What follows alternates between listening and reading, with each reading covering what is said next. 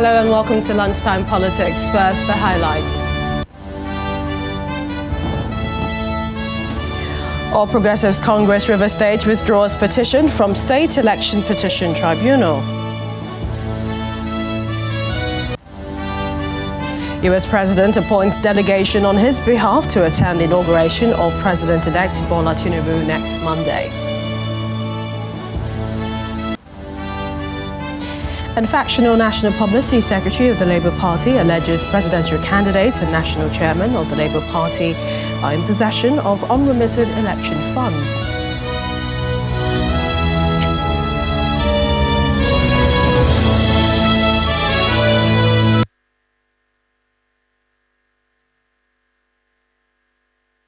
Welcome to the program. I'm Millicent Walker here in Lagos, and we begin with events at the Presidential Election Petition Tribunal, where we understand that the court is set to give its report on the pre-hearing session that has been on for 2 weeks. In the same vein, the panel will give the trial schedule for all parties to pick up from the registry. Now, according to our correspondent, Emanuela Ekele, Mr. Peter Obi, of the presidential candidate of the Labour Party, the court has given him 3 weeks to prove his case against the outcome of the presidential election in order to ensure speedy hearing of the petition. And there will also be no oral examination, we understand, of witnesses, as what will be required is the adoption of the witness statements. For expert witnesses, we understand 30 minutes shall be used for evidence in chief, while 20 minutes will be for cross-examination and 5 minutes for re-examination. The Presidential Election Petition Court is also set to give its report. We had mentioned earlier the pre-hearing session. We understand the panel will give the trial schedule for all parties to pick up from the registry. The chairman of the panel, Justice Haruna Samani, made this known shortly after their arrival today. Now, the court will also determine whether or not to consolidate the 3 surviving petitions before it. The petitions are from the People's Democratic Party, the Labour Party, and the Allied People's Movement. The presidential candidate of the Labour Party, Mr. Peter Obi, we understand, is in court to witness today's proceedings. At the last sitting, Mr. Bola Tinubu's lawyers, led by Mr. Akin Olujimi, opposed the call for consolidation, maintaining that merging all the petitions would adversely affect his ability to defend all the issues that were raised against him by the petitioners. Well, he insists that the petitioners did not only raise various issues against him, but they're equally seeking different reliefs. INEC, the People's Democratic Party, and the Labour Party all remained neutral, leaving the decision to the court. We'll bring you more updates on today's proceedings. We head to Rivers, where the State Election Petition Tribunal, we understand, struck out the petition filed by the All Progressives Congress, APC, following the withdrawal by its counsel. Now, with this withdrawal, the governorship candidate of the APC, Toyinko, remains the only petitioner against the Independent National Electoral Commission, INEC, the People's Democratic Party, PDP, and its candidate, Fubara Siminalayi. Now, we understand drama ensued at the tribunal as the APC filed an application for change of counsel in their petition against the PDP and its candidate. And when the matter commenced, counsel for the APC, Solomon Umor, told the tribunal that he would be taking over as counsel for the party following a motion for change of counsel before the tribunal. Mr. Umor also told the court that his clients would like their names to be struck out from the petition as applicants. Mr. Jibril Kutekwa, who was former counsel for Mr. Toyinko and the APC, told the tribunal that he was not briefed on the new development by the party. And the 3-man panel, led by Justice Cletus Emefonie, however, granted the application for change of counsel, also granted the motion as prayed by striking out the name of the APC as a petitioner. The APC's withdrawal was brought pursuant to Order 9, Rule 15 of the Federal High Court Civil Procedure Rules 2019, and no date has been fixed for commencement of pre-hearing of the applications before the tribunal. But in the meantime, the governorship candidate of the All Progressives Congress in Rivers State, Mr. Toyin Cole, has denied media reports that he had withdrawn his petition from the State Election Petition Tribunal sitting in Abuja. Mr. Cole is challenging the decision of INEC to declare Siminalayi Fubara of the PDP as winner of the March 18, 2023 governorship election in the state. In a short video clip you see there, it was posted to social media last night, the APC governorship candidate assured his supporters and party members in the state that the petition remained sure and steadfast, pledging to pursue the matter to a victorious conclusion. Mr. Cole said he was working tirelessly to ensure that his voice and those of his supporters were heard. He stated that despite attempts to undermine the petition, he was undeterred and committed to it until there was justice.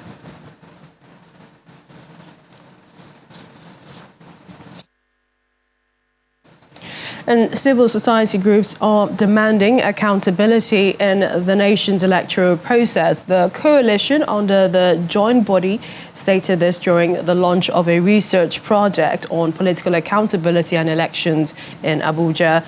The report indicates that Nigerians lack confidence in the electoral system, especially after the 2023 general elections.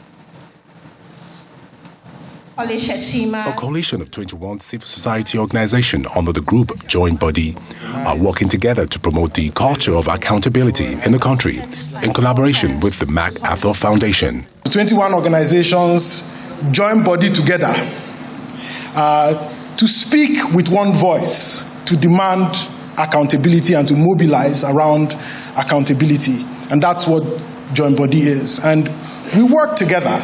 This conference today is one of the things that we are doing together, but it's not the only thing. We work together around various initiatives to promote the culture of accountability in Nigeria. The media was also commended for its role during the 2023 election, which is largely considered neutral. However, the media is expected to do more on profiling the candidates, information dissemination, and agenda setting to reduce the scope of propaganda during elections. I think the media needs to do a lot when it comes to the profile of candidates. When you're speaking about the profile of candidates, you should speak more about what they can do for the people, not their religion, not ethnicity, nothing like that. What can they do for the people? The volume of information and then how this is framed also matters. What are you telling people? Framing is very, very important when it comes to the information dissemination. Stakeholders at the event identified direct primaries as a strong means for allowing and ensuring credible candidates to emerge. Direct primaries as a strong means of throwing up credible candidates. When political parties, of course, they have direct and indirect primaries in their system, but when they go with indirect primaries, we see a lot of things happening. But when we do direct primaries, where a lot of people come in to cast their votes for a particular candidate, it reduces the opportunity of the big wigs influencing the situation. No doubt the 2023 general elections is come and gone. However, there is still the need to repose confidence in the electorate and guard against apathy. Benny Ark, Channels Television News. Well, perhaps away from the elections, the outgoing governor of Kano State, Abdullahi Ganduje, has announced the dissolution of his cabinet in preparation for the official handover ceremony to a new administration on the 29th of May. The Permanent Secretary Office of the Secretary to the State Government, Bilkisu Maimota, made the announcement yesterday. According to the Secretary, it is deemed necessary for all public officers holding political appointments to hand over the affairs of their offices in line with established procedures. In this vein, I am to formally request such public officers holding political appointments include Commissioners, special advisors, special assistants, personal assistants, board members, except the Kano State Civil Service servants holding the position of executive secretaries, managing directors of parastatals, government-owned companies, to hand over the affairs of their offices, including all government properties in their possession, to permanent secretaries or directors, administration, general services, latest Friday, 26th of May, 2023. Meanwhile, she said the announcement exempted government appointees whose tenures are yet to expire, as guided by relevant laws of their establishment.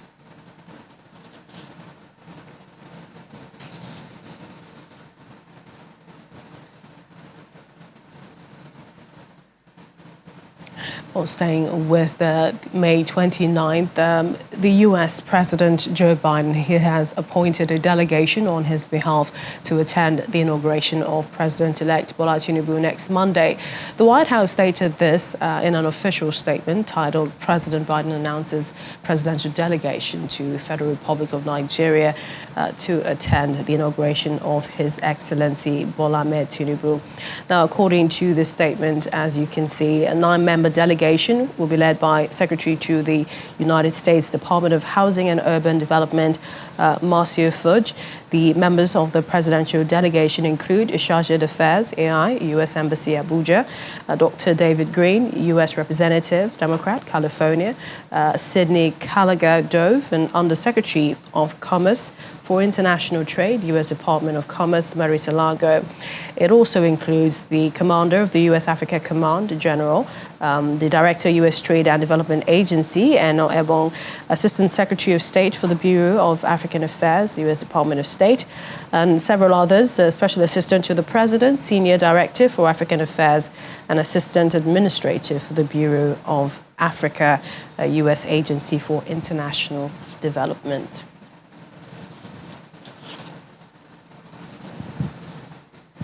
Let's go on a break now. When we return, lots more to talk about concerning our politics, of course, ahead of May 29 Inauguration Day. Do stay with us.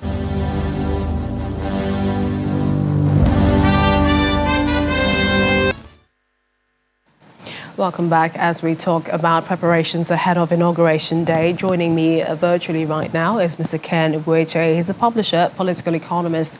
Mr. Ugweche, thank you for joining us on the program. Thank you very much for having me. Now, surely it isn't your first inauguration, but before we get to that, President Muhammadu Buhari is winding down, talking about his administration. What do you make of the activities that seem to be lined up this week? Lots of commissioning this week so far. Yes.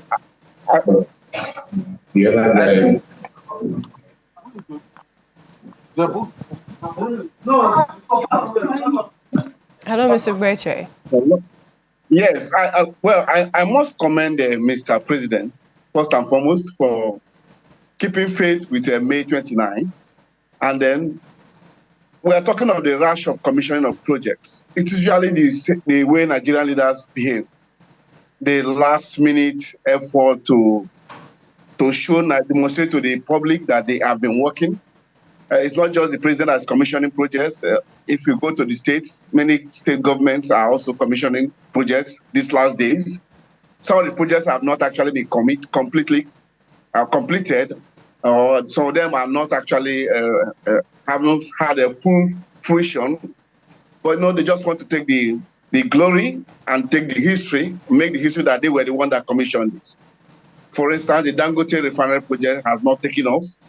But it's not something new to us, not strange. It's only in Nigeria that we commission projects that we have only done 80 or 90% of.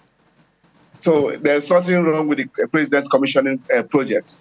But I wish our leaders will commission projects that have come, that they have put a final stop on, so that when you commission a project, the next stage, for instance, a production project like the refinery, the next stage will be to hear that the first barrel is being refined the next week, or that the first products will be coming out in 2 days' time or in 3 days' time. But we are telling that what we are getting now is that it will not start functioning until July. We can't see the product until July or August. It was hasty of Mr. President The glory is all his. It was during his administration that much of the work was done on the Dangote refinery, even though it's a private equity, with, of course, a part of government funding. But notwithstanding, it could have just allowed it to slide by allowing the incoming government to commission that project. And once commissioning is done, we now start seeing the products immediately. That's the way it ought to be. Perhaps another thing that, comes up out of a few of the things you've said is, the expectation that government is in continuum. And this is regardless of the political party, because, there are some states that have different political parties taking over the helm of affairs. Does that give you worry as to the attitude of perhaps, some would say, the kind of politics that we play, and some administration abandoning some of the efforts of previous administration because they don't belong to the same political party? Is this a worry for you? It is for any Nigerian. In fact, government ought to be a continuum, but we have seen one government coming in and abandon the project of the previous government. But we have also seen the APC government continue with the projects of the PDP. We saw it in the railway lines. They completed some of them that PDP could not complete. And I think that is the way forward. When a government consists a project, once it is in the interest of the people, because governance is actually for the people, and democracy, the focus of democracy is about the people. If that project is in the interest of the people, any new government should and must continue with that project. Even if the project was overpriced, even if you discover cases of fraud or criminal activities or over-invoicing, you can deal with that along the line, but take up that project completely so that the people can be the beneficiaries at the end of the day. Because at the end of the day, government must exist for the people. People don't exist for government. Government exists for the people. So abandoning projects, it shouldn't be so in Nigeria. It used to be the culture of those days. We used to have this syndrome of abandoned projects. But good a thing, in the last 24 years, we have seen some state governors continue with the projects of the previous government, even when they are fighting. So we have been to see a shift in the manner that government perceive projects. That is about the people and not about the individual that started it. We've also heard the anti-corruption body in Nigeria, the EFCC, threatened to arrest some governors, appointee, and this is shortly after inauguration. Some say it's quite a lot of talk. Perhaps they need to act even more. But what do you make of this? And this is as a publisher yourself. Well, I don't really score the EFCC high. Because in spite of the existence of the EFCC, the ICPC, even an arm of the police, NFIU, Nigeria is still regarded as one of the corruption capitals of the world.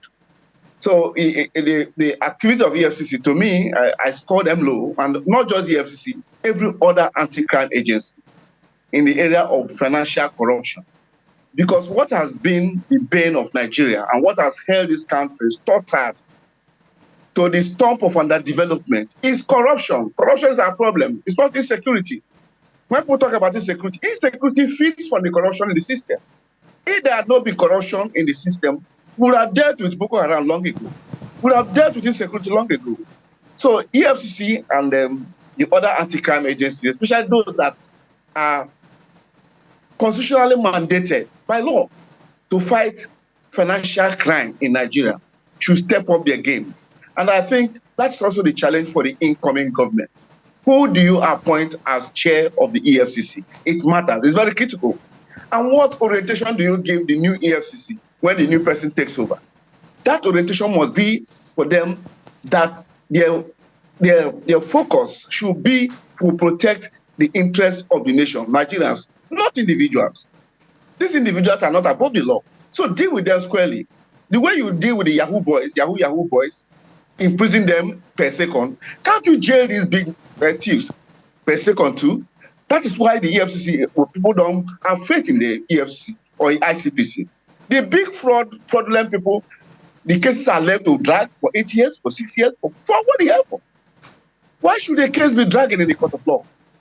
If we say if somebody has stolen money in billions, for crying out loud, if you have done your investigation, deal with the person squarely and make it public. Name and shame. That is how countries fight corruption. But perhaps that process also needs to go through the courts. It has to go through. That's what I'm saying. The judicial process must be hasty. You hasten the process. If other countries can do so, why can't we do it? It's the same judiciary they had in Singapore. Lee Kuan Yew fought corruption, hands down. He fought corruption and removed corruption on the way. And today, Singapore, everybody wants to be there. Singapore is one of the top economies in the world, just because one man put his feet down. So we need a leader. Well, I don't know how much the incoming government will do in terms of anti-corruption, but we need a leader in this country that will truly and fully fight corruption and fight it in a manner that nobody will be tempted. It will no longer be attractive for anybody to steal public funds. But we're making it very attractive because we romance it, we romanticize it, we even gallant the thieves, we even give them bigger positions, we honor them, even in churches and mosques. We give them university honorary degrees in universities. Well, they are proven thieves. We shouldn't be doing that to ourselves. We are hurting ourselves and hurting generations unborn. Mr. Ken Gueche, publisher, political economist, always a pleasure having you join us. Thanks for joining us on the program. Thank you very much. Thank you. Move on to other stories now. The factional National Publicity Secretary of the Labour Party, loyal to the Apapa-led faction, Abayomi Arabambi, has alleged that the presidential candidate and national chairman of the Labour Party are allegedly in possession of unremitted election funds to the tune of 12 billion naira and $15 million, respectively. He was speaking to newsmen at a press briefing in Abeokuta, the Ogun State capital.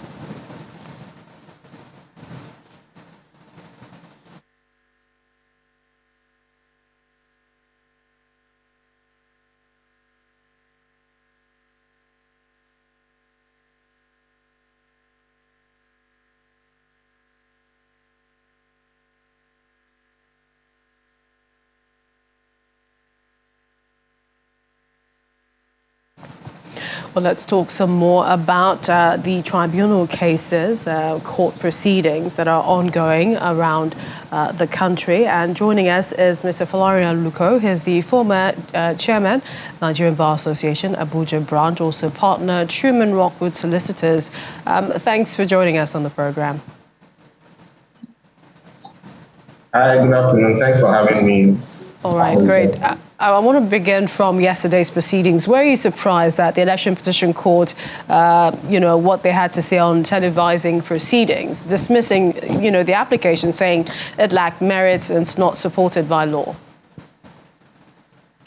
Was I surprised? I would say perhaps yes and no. That's, of course, is not a very simple question to answer. But generally speaking, the application was premised on the right of the public to have access to judicial proceedings, which is provided for in the Nigerian Constitution, particularly Section 36, I think sub 3 of the Constitution, which provides that court proceedings should take place in public, and as a natural function of that, the public should have access to the decisions and the proceedings of the court. Naturally, the presidential election petition tribunals are taking place, or they take place is holding in Abuja, and of course the court complex has limitations as to space. So it cannot accommodate every Nigerian who would want to attend. So I think the premise and the focus of the call for the live telecast was actually on, providing some sort of transparency and giving Nigerians a peep into what the process is like and what, the nature of the evidence and the cases of the various parties is. The trial court, the tribunal ruled, I think, somewhat correctly that correctly in law, that is, that the application didn't have a basis, technically speaking, and in truth, there's no actual law that provides for live telecast of cases. Interestingly, the Court of Appeal Rules 2021, I think Order 26, makes provisions for virtual hearings. But there's a distinction between a virtual hearing and a live telecast. A virtual hearing is one where the parties are not physically before the court, and the court itself is sitting remotely. So all the parties are sitting or are in remote places, and the proceedings are taking place virtually. The Court of Appeal Rules 2021 actually makes very elaborate provisions for those types of situations. Talks about the opportunity of allowing the public to participate and publicizing the details of the link. And in fact, it's not just theoretical. The National Industrial Court today, as we speak, every day publishes their judgments and their decisions. So they live stream decisions and judgments, even judgments that are done, in open court. But the Court of Appeal rules do not expressly provide for the live telecast. So while it makes provisions for virtual hearing, it doesn't provide for a live telecast. So Falari, I was just going to say, and this is if you can wrap this up in about 30 seconds. So, a lot of people were disappointed with that ruling, seeing as there were lots of comparisons with countries like Kenya and their methods, live broadcasts of proceedings. But then we also hear about the streamlining of witnesses and many parties having as much as 60, 64, 100 witnesses to call. The processes, how can Nigerians perhaps wait and be patient and understand, the judicial process? Because it appears the judiciary is under the spotlight now more than ever before than any other, perhaps, election petition tribunal we've had in the past. You're 100% correct. I think that this was an opportunity, or this provides an opportunity for the judiciary to give, some much needed transparency into how the judicial process works. There is a huge amount of distrust, public distrust. One can argue whether it is justified or not, but there is a huge amount of public distrust in the judicial process and in some of our institutions of state. And I would say that with regards to comparing Nigeria to Kenya and some other countries, it would have been perfect if the proceedings could be concluded in a very short period of time. But if you look at the populations of Kenya, of Uganda, of Zambia, and of some of these other countries, you find that many of them are 10 times smaller than Nigeria. Kenya has a population of 50 million, Nigeria has a population of 200 million. So naturally, because of the spread, we need to go. We've somehow run out of time, but we'll definitely have you join us again. We appreciate your time. Falari Aluko, former chairman, NBA Abuja branch, also partner Truman Rockwood Solicitors. Thanks a lot for joining us today. Thank you. Pleasure was all mine. That's our show this afternoon. Thank you for watching. I'm Millicent Walker.